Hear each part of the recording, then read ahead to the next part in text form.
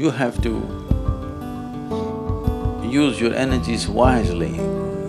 You will develop so much of personal power within yourself. You walk like a king because the power within you makes you walk like that.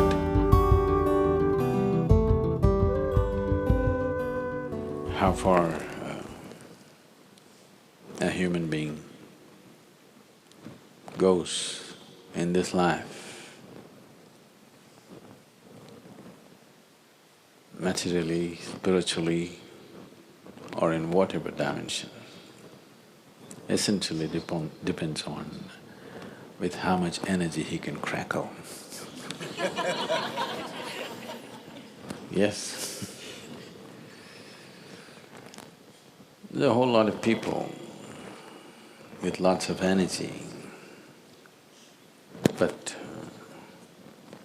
there is no wisdom or the necessary systems within themselves to transform this energy into a kind of a personal power. Power is not about somebody else, power is about you. How much of a potential power you are determines the intensity and profoundness of your life and how effective you will become in your life, in whatever area we choose to operate.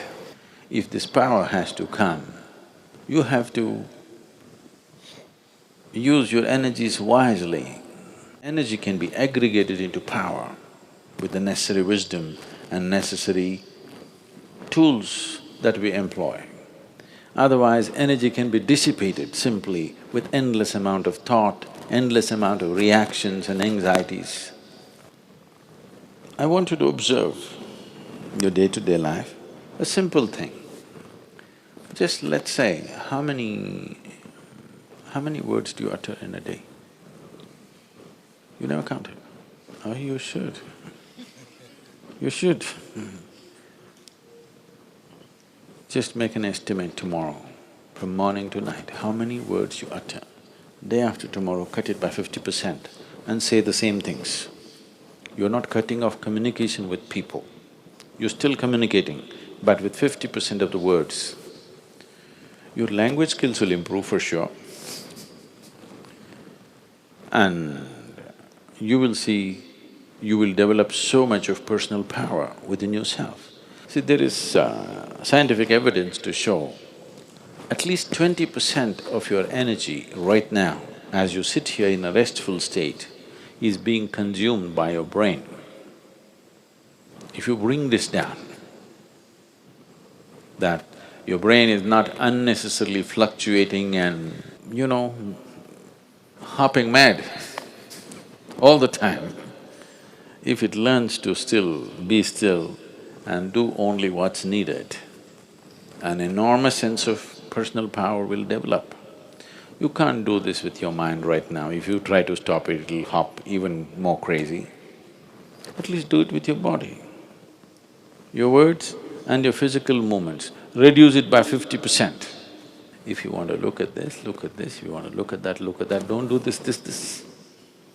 With your body and your utterances, if you do this, slowly it will also start manifesting in your mind. It will not do unnecessary things. When you don't know unnecessary things, the energy that you have slowly transforms itself into potential power. So in developing this,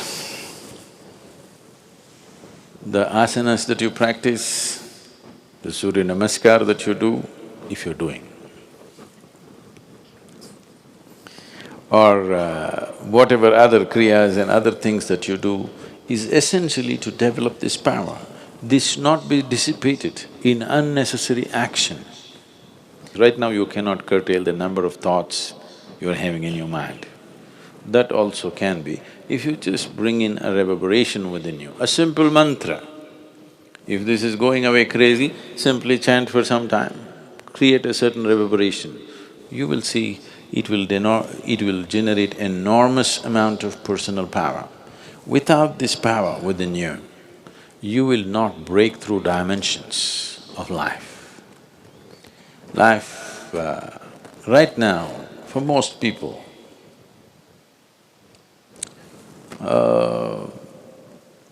divine is just a scriptural dictum.